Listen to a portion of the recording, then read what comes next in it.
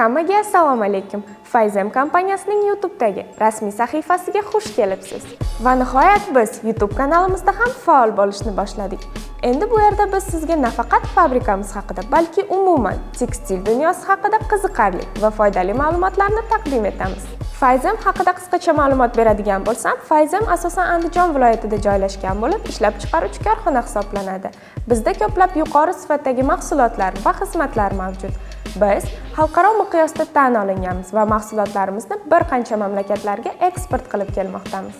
Yo'nalishlarimizga to'xtaladigan bo'lsak, paxta xomashyosi ishlab chiqarish, paxtani qayta ishlash, moy ishlab chiqarish, un ishlab chiqarish, paxta yigirish, gazlama ishlab chiqarish, tayyor trikotaj va chorvachiliklardir.